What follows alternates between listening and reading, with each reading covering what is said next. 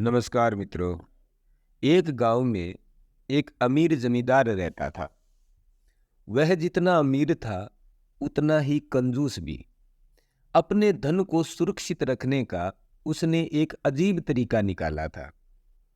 वह धन से सोना खरीदता और फिर उस सोने को गलाकर उसके गोले बनाता और अपने एक खेत में एक पेड़ के नीचे गड्ढा खोदकर डाल देता था। रोज खेत जाना और गड्ढे को खोदकर सोने के गोलों की गिनती करना उसकी दिनचर्या का हिस्सा था। इस तरह वह सुनिश्चित करता था कि उसका सोना सुरक्षित है।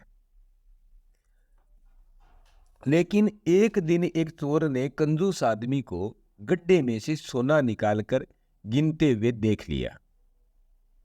वह छुपकर उसके जाने का इंतजार करने लगा।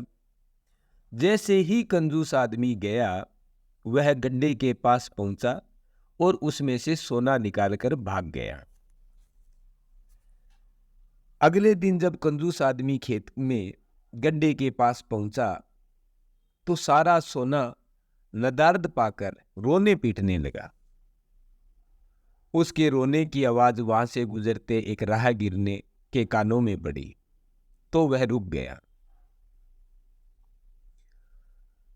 उसने कंजूस आदमी से रोने का कारण पूछा तो कंजूस आदमी बोला कि मैं लुट गया, बर्बाद हो गया, कोई मेरा सारा सोना लेकर भाग गया।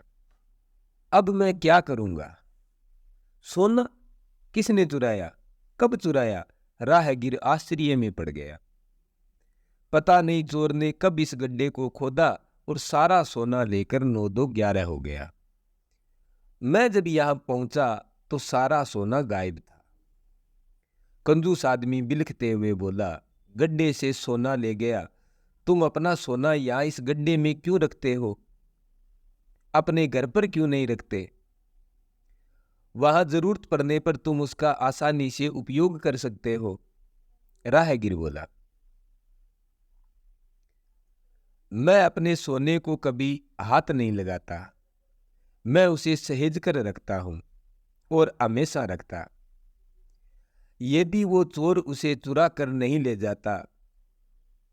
उस आदमी बोला। यह बात सुनकर राहगीर ने जमीन से कुछ कंकड़ उठाए और उसे उस गड्ढे में डालकर बोला, यदि ऐसी बात है तो इन कंकड़ों को गड्ढे में डालकर गड्ढे को मिट्टी से ढक दो और कल्पना करो कि यही तुम्हारा सोना है, क्योंकि इनमें और तुम्हारे सोने में कोई अंतर नहीं है।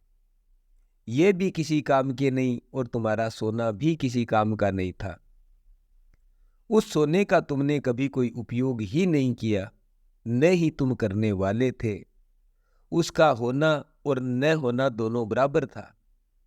ये कहानी हमें सिखाती है कि जिस धन का कोई उपयोग न हो उसका कोई मोल भी नहीं होता। धन्यवाद।